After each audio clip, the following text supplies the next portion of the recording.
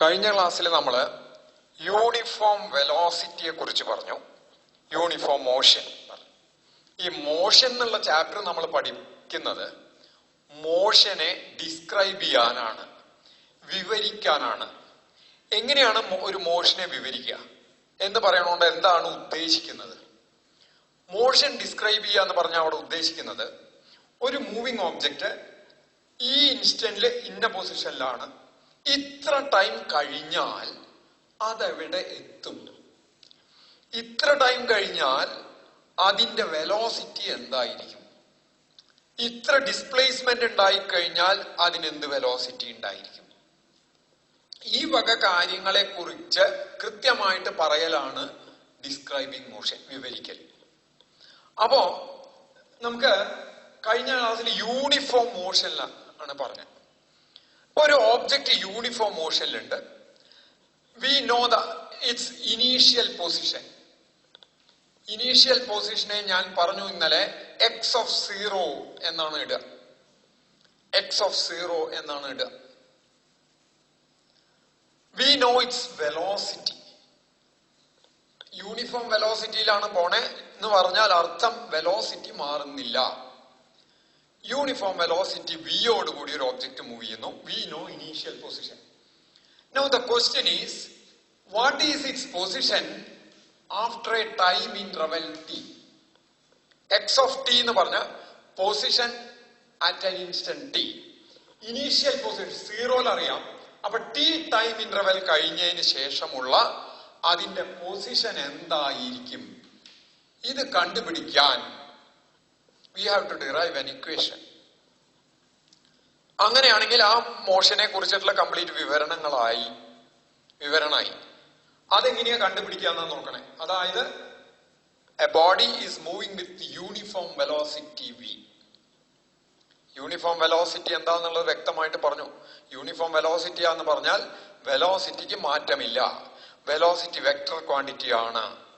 Vector quantity മാറുന്നില്ലെങ്കിൽ അതിന്റെ മാഗ്നിറ്റ്യൂഡും മാറുന്നില്ല, ഡയറക്ഷനും മാറുന്നില്ല. അപ്പൊ സ്ട്രെയിറ്റ് ലൈനിലുള്ള മൂവ്മെന്റ് ആണ്. ഈ ചാപ്റ്ററിൽ മുഴുവൻ നമ്മള് motion along a straight line ആണ് എന്ന് പറഞ്ഞു. അപ്പോ വി വെലോസിറ്റിയോട് കൂടിയിട്ടാണ് മൂവ് ചെയ്യണേ. ഇനീഷ്യൽ പൊസിഷൻ അറിയാം, ടി ടൈം കഴിഞ്ഞിട്ടുള്ള പൊസിഷൻ എന്തായിരിക്കും. അപ്പോ നമ്മള്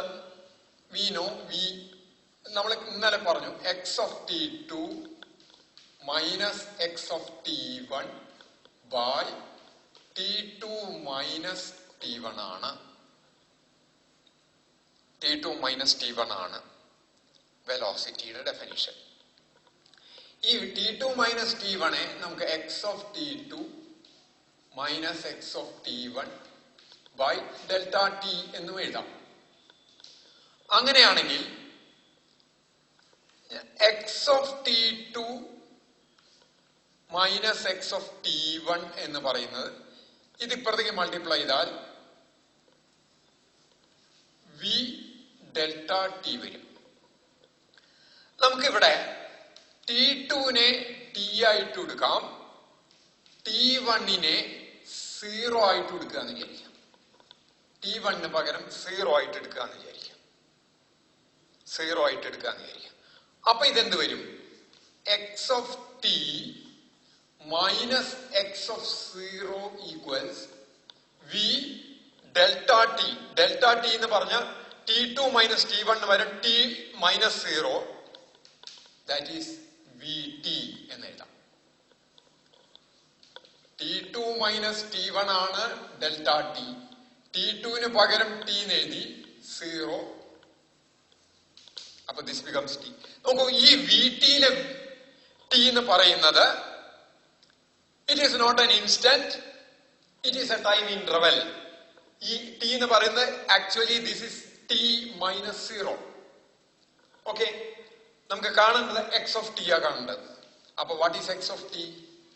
എക്സ് ഓഫ് ടി ഈക്വൽസ് മറ്റേ ടേമിനെ അപ്പുറത്തേക്ക് കൊണ്ടുപോവാ, x of 0 plus V T. This is the equation of motion under uniform motion. Equation of motion in uniform motion. Uniform മോഷനില് വരുന്ന ഇക്വേഷനാണ്. ഈ ഇക്വേഷൻ വെച്ചിട്ട് നമുക്ക് യൂണിഫോം മോഷനെ കംപ്ലീറ്റ് ആയിട്ട് വിവരിക്കാൻ പറ്റും. എന്താ അത് കാരണം? ടി ടൈം കഴിഞ്ഞാൽ അതിന്റെ പൊസിഷൻ എന്താണ്, ഇനീഷ്യൽ പൊസിഷൻ അറിയാം എങ്കിൽ ഇപ്പൊ 10 സെക്കൻഡ് കഴിഞ്ഞാൽ ഇനീഷ്യൽ പൊസിഷൻ എന്ന് പറഞ്ഞാൽ നമ്മൾ ഒബ്സർവേഷൻ സ്റ്റാർട്ട് ചെയ്യുമ്പോഴുള്ള സ്റ്റോപ്പ് വാച്ച് സ്റ്റാർട്ട് ചെയ്യുമ്പോഴുള്ള പൊസിഷൻ അറിയാം. 10 സെക്കൻഡ് കഴിഞ്ഞാൽ എത്രയാ, 50 സെക്കൻഡ് കഴിഞ്ഞാൽ എത്രയാന്ന് അറിയാൻ ടിക്ക് 50 എന്ന് കൊടുക്കുക. 60 സെക്കൻഡ് കഴിഞ്ഞാൽ അറിയാൻ ടിക്ക് 60 എന്ന് കൊടുക്കുക. അങ്ങനെ ടിക്ക് വാല്യൂ കൊടുത്ത് we know V also, V അറിയാം, വി അറിയാം, ഇനീഷ്യൽ പൊസിഷൻ അറിയാമെങ്കിൽ എത്ര സമയം കഴിഞ്ഞിട്ടുള്ള പൊസിഷനും നമുക്ക് കൃത്യമായിട്ട് പറയാൻ സാധിക്കും. This is the first equation of motion under uniform velocity. ഇനി ടി ടൈം കഴിഞ്ഞുള്ള വെലോസിറ്റി എന്താ ചോദിച്ചാൽ, വെലോസിറ്റിക്ക് യാതൊരു മാറ്റവും ഇല്ല. യൂണിഫോം മോഷൻ ആച്ചാൽ വെലോസിറ്റിക്ക് മാറ്റമില്ല. അപ്പൊ അങ്ങനെ ഒരു ചോദ്യം ഉദിക്കില്ല, എത്ര സമയം കഴിഞ്ഞ എന്താ വെലോസിറ്റി, ആ ചോദ്യം വരണേ. അപ്പൊ this is the equation of motion under uniform velocity.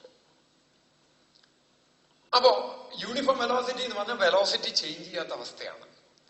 ഇനി ഇത് സാധാരണ വളരെ റയർ ആയിട്ടാണ്. ഏറ്റവും അധികം സാധാരണ നമുക്ക് വെലോസിറ്റി മാറാത്ത കേസാണ് എപ്പോഴും എന്ന് പറയാൻ പറ്റില്ല.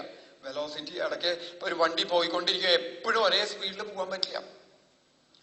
ആ വെലോസിറ്റിക്ക് മാറ്റം വരാം, വെലോസിറ്റിക്ക് മാറ്റം വരാം.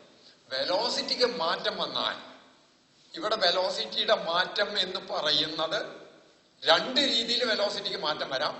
ഒന്നുകിൽ ഡയറക്ഷൻ മാറിയാൽ വെലോസിറ്റി മാറാം, അല്ലെങ്കിൽ മാഗ്നിറ്റ്യൂഡ് മാറിയാൽ, ആ വെലോസിറ്റിയുടെ വാല്യൂ മാറിയാൽ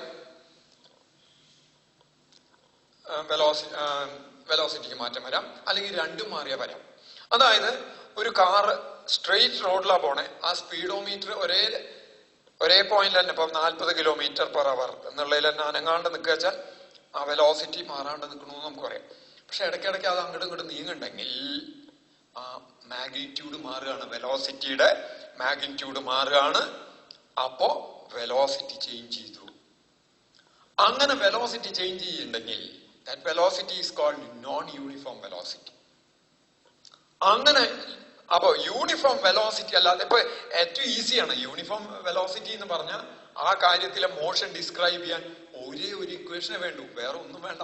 അത് വെച്ച് വളരെ ക്ലിയർ ആയിട്ട് ഏറ്റവും സിംപിളസ്റ്റ് ലളിതമായിട്ടുള്ള സിറ്റുവേഷൻ ആണ് ഇത്. ഇനി ഈ വെലോസിറ്റി മാറി തുടങ്ങിയാൽ സംഗതി കുറച്ചും കൂടി കോംപ്ലക്സ് ആയി തുടങ്ങി, സങ്കീർണമാവുകയാണ്. പ്രശ്നം ഇത്രയും കൂടി കുറച്ചും കൂടി ബുദ്ധിമുട്ടുകളിലേക്ക് കിടക്കുകയാണ്. അങ്ങനെ വരുമ്പോ മനസ്സിലാക്കിയ ബുദ്ധിമുട്ട് കൂട്ടും. വലിയ ബുദ്ധിമുട്ടെന്ന് പറഞ്ഞാൽ പഠിക്കാൻ ബുദ്ധിമുട്ടുണ്ട് എന്നുള്ളതല്ല പറയണേ, കുറച്ചും കൂടി കാര്യങ്ങൾ നമ്മൾ അറിഞ്ഞിരിക്കണം അവിടെ എന്നുള്ളതാണ്. അപ്പൊ അങ്ങനത്തെ ഒരു സിറ്റുവേഷനിലേക്ക് യൂണിഫോം വെലോസിറ്റി മാറിയിട്ട് വെലോസിറ്റി ചേഞ്ച് ചെയ്ത് കഴിഞ്ഞാൽ എന്തൊക്കെ സംഭവിക്കാം എന്നുള്ളതാണ്. നമുക്കൊരു ഉദാഹരണം, 2 പോയിന്റുകൾക്കിടയ്ക്ക് വലിയൊരു സ്ട്രെയിറ്റ് ഹൈവേ ആണ്. ഇതിന്റെ ഇടയ്ക്കുള്ള ഡിസ്റ്റൻസ് 80 കിലോമീറ്റർ നിൽക്കുക. Straight road 80 kilometre straight road, express highway എന്നുള്ള പോലെ എങ്ങനെ എടുക്കാം. അപ്പോ ഇതിന്റെ ഇടയിൽ ഒരു കാറ് ട്രാവൽ ചെയ്തിട്ട് ഇവിടുന്ന് ഒരു കാറ് ട്രാവൽ ചെയ്തിട്ട് 1 മണിക്കൂറിന്റെ ഉള്ളിൽ ഇവിടുന്ന് പുറപ്പെട്ടു. ഇനീഷ്യൽ പൊസിഷൻ ഇവിടെ ഫൈനൽ. അവിടുന്ന് പുറപ്പെട്ടിട്ട് ഫൈനൽ പൊസിഷൻ എത്താൻ 1 മണിക്കൂർ എടുത്തു വിചാരിക്കാം. 1 മണിക്കൂർ എടുത്തു നിൽക്കുക. സ്ട്രെയിറ്റ് റോഡാണ്. അപ്പൊ അതിന്റെ സ്പീഡ് അല്ലെങ്കിൽ വെലോസിറ്റി എന്ന് പറയുന്നത് displacement by time 80 kilometre by 1 hour. ഇതിനെ 80 കിലോമീറ്റർ പെർ അവർ എന്ന് പറയാം. അതായത് ഈ പോയിന്റിൽ വെച്ചിട്ട് കാർ ഈ പോയിന്റിൽ എത്തുമ്പോ ആ സ്പീഡോമീറ്ററിന്റെ നീഡില് 80 km/h നിൽക്കണേ വെച്ചാൽ അതങ്ങനെ അനങ്ങാണ്ട് അതേപോലെ ആ കാറ് പോവുകയാണ് എന്ന് വെച്ചാൽ 1 മണിക്കൂറിനുള്ളിൽ അത് എഫിലെത്തിയിരിക്കും. ഇതിനിടയ്ക്കുള്ള ഡിസ്റ്റൻസ് 80 കിലോമീറ്റർ ആണെങ്കിൽ കൃത്യം 1 മണിക്കൂറിനുള്ളിൽ അത് അവിടെ എത്തിയിരിക്കും. അപ്പൊ ഇപ്പൊ ഈ ഡിവൈഡ് ചെയ്ത് കിട്ടിയത് ഈ യൂണിഫോം വെലോസിറ്റി ആണ് ഇത്. ഈ വെലോസിറ്റിയോട് കൂടി പോയാൽ അത് അവിടെ എത്തും.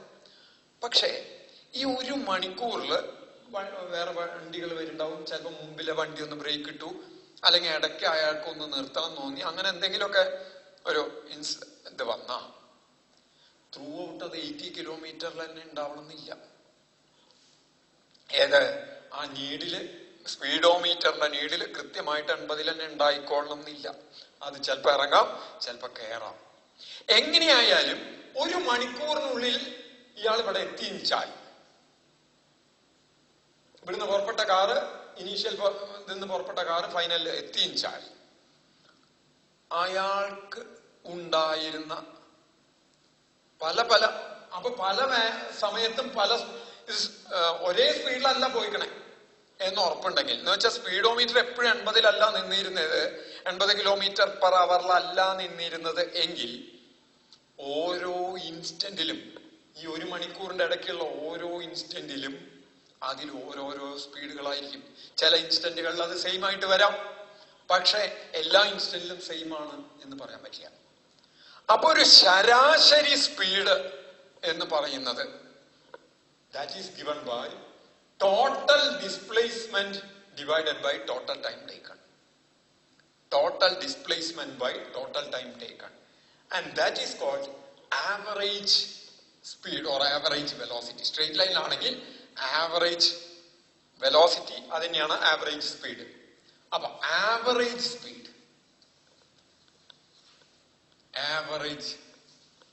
speed equals total, straight line ആണെങ്കിൽ ടോട്ടൽ ഡിസ്റ്റൻസ് എന്ന് എഴുതാം, അല്ലെങ്കിൽ ടോട്ടൽ ഡിസ്പ്ലേസ്മെന്റ് എഴുതാം, രണ്ടും കുഴപ്പമില്ല. ഞാൻ ഇവിടെ ആവറേജ് സ്പീഡ് എന്ന് എഴുതി കഴിഞ്ഞാൽ ടോട്ടൽ ഡിസ്റ്റൻസ് എന്ന് എഴുതേണ്ടി വരും, divided by time taken.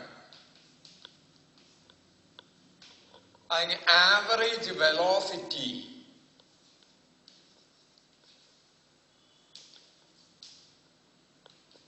total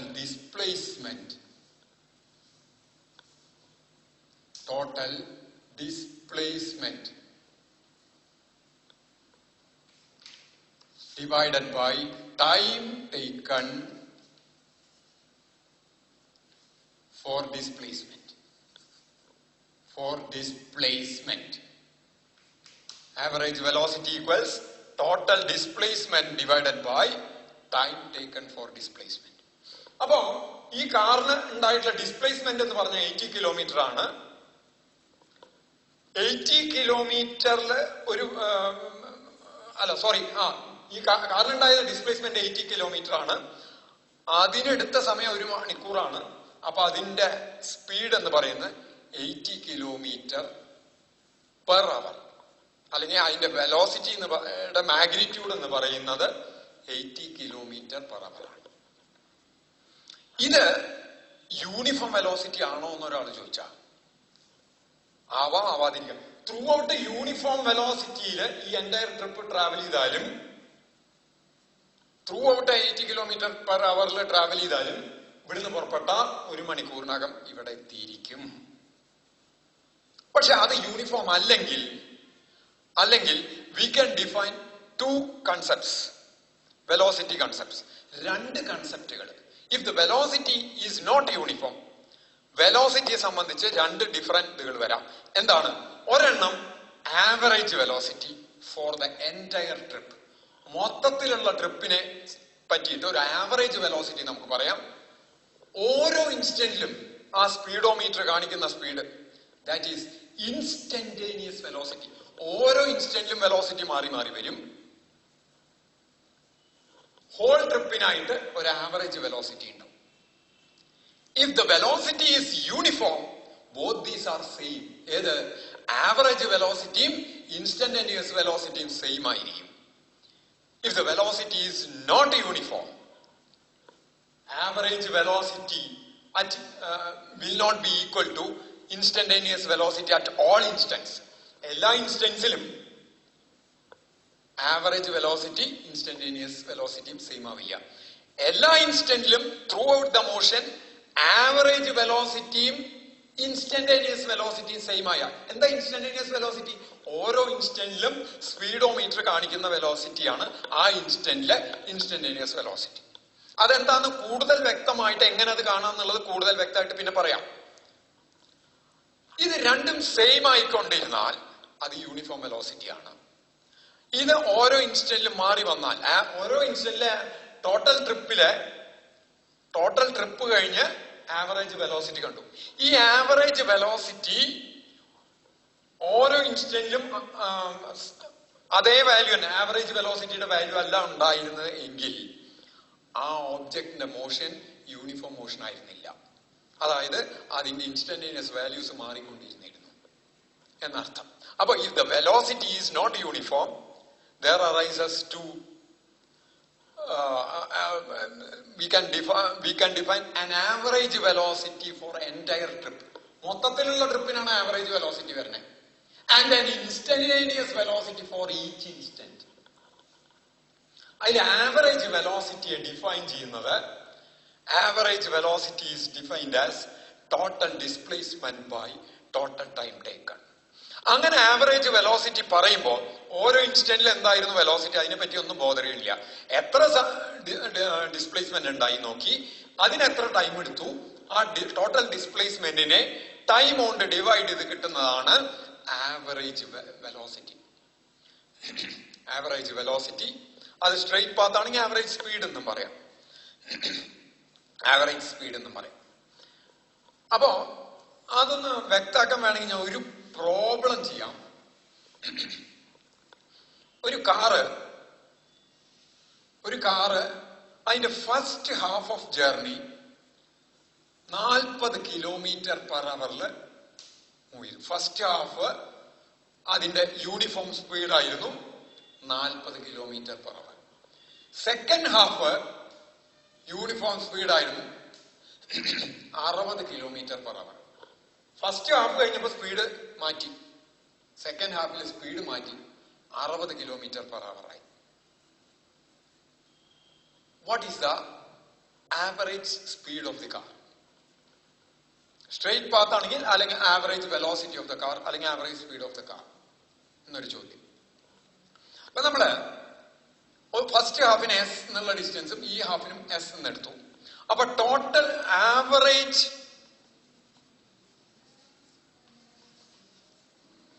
speed equals എന്താ formula? Total distance divided by time taken equals total distance എന്ന് പറഞ്ഞാൽ 2s ആണ്. S plus S 2s divided by time taken. Total time taken ആണ്. ഇത്രയും displacement ഉണ്ടാവാൻ എടുത്ത ടൈം ടേക്കൺ ആണ് ഇവിടെ എടുക്കേണ്ടത്. അപ്പോ ആദ്യത്തെ ഹാഫ് സഞ്ചരിക്കാൻ എടുത്ത സമയം എന്ന് പറയുന്നത് s/40 ആയിരിക്കും. കാരണം എന്താ? Speed equals distance divided by time. Therefore, time equals distance by speed. അപ്പോ ഫസ്റ്റ് ഹാഫ് സഞ്ചരിക്കാൻ എടുത്തിട്ടുള്ള ടൈം എന്ന് പറയുന്നത് s/40 ആയിരിക്കും. എങ്ങനെയത്? അത് 10 കിലോമീറ്റർ ഉണ്ട്. 10 കിലോമീറ്റർ ട്രാവൽ ചെയ്യാൻ 10 കിലോമീറ്റർ 10 കിലോമീറ്റർ പെർ അവറിൽ തന്നെയാണ് ട്രാവൽ ചെയ്തേ. അപ്പൊ എത്ര സമയം എടുത്തുണ്ടാവും? 10/10. അല്ലെങ്കിൽ 40 കിലോമീറ്റർ ദൂരമുണ്ട്, സഞ്ചരിച്ചത് 20 കിലോമീറ്റർ പെർ അവറിലാണ്. എത്ര സമയം എടുത്തുണ്ടാവും? 40 kilometre by 20 kilometre per hour വെട്ടിപ്പോയിട്ട് 2 മണിക്കൂർ എന്ന് കിട്ടും. അതേപോലെ തന്നെ ഈ ഫസ്റ്റ് ഹാഫ് ട്രാവൽ ചെയ്യാത്ത സമയം s/40 plus second half travel ചെയ്യാത്ത സമയം s/60. ഇനി ഇത് ചെയ്യുമ്പോ 2s ഇവിടെ LCM കാണുകയാണ്. LCM കാണുമ്പോ ഞാൻ 120 LC ആയിട്ട് എടുക്കാം. 120 എടുത്ത 3s പ്ലസ് 2s എന്നെഴുതാം. 3s പ്ലസ് 2s എന്നെഴുതാം. 120 യെസ്. അപ്പൊ എന്ത് വന്നു? അപ്പൊ 2s by 5s by 120. ഈ 120 മോളിലേക്ക് പോവും. എസ് വെട്ടിപ്പോയി 120 മോളിലേക്ക് പോയി. 240 by 5 കിലോമീറ്റർ പെർ അവർ എന്ന് പറയും. 240 by 5 എന്ന് പറഞ്ഞാൽ 4 ബാക്കി 40 8 40 48 കിലോമീറ്റർ പെർ അവർ എന്ന് വരും.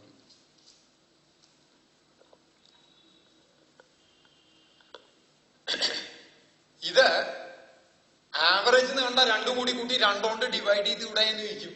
എന്നിട്ട് 40 + 60 by 2 50 കിലോമീറ്റർ. തെറ്റാണത്. കാരണം ദിസ് ഈസ് നോട്ട് ഓരോ ഇൻസ്റ്റന്റിലും വെലോസിറ്റികളുടെ ആവറേജ് എടുക്കേണ്ടത്. അത് ഇത് രണ്ടും കൂടി കൂട്ടിയോണ്ട് ഓരോ ഇൻസ്റ്റന്റിലെ വെലോസിറ്റികളുടെ ആവറേജ് ആവില്ല. അതുകൊണ്ട് തന്നെ ഇത് രണ്ടും കൂടി കൂട്ടി 2 കൊണ്ട് ഡിവൈഡ് ചെയ്ത ആവറേജ് വെലോസിറ്റി കിട്ടില്ല.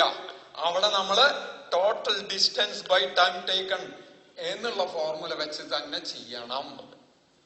ഇതാണ് ആവറേജ് വെലോസിറ്റി അല്ലെങ്കിൽ ആവറേജ് സ്പീഡ് വരിക 48 കിലോമീറ്റർ പെർ അവർ എന്ന് വരും. അപ്പൊ ഫസ്റ്റ് ഹാഫ് ഇവിടെ പോയിക്കുന്നത് 40 കിലോമീറ്റർ പെർ അവറല്ല, സെക്കൻഡ് ഹാഫ് 60 കിലോമീറ്റർ പെർ അവറല്ല.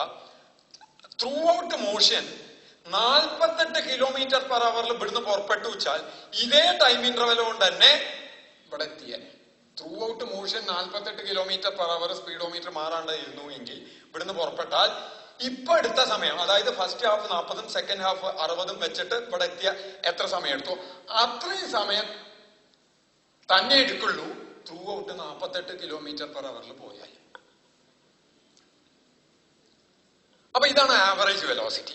ഇനി ഇൻസ്റ്റന്റേനിയസ് വെലോസിറ്റി എങ്ങനെ ഡിഫൈൻ ചെയ്യും അത് നമുക്ക് അടുത്ത ക്ലാസ്സിൽ നോക്കാം.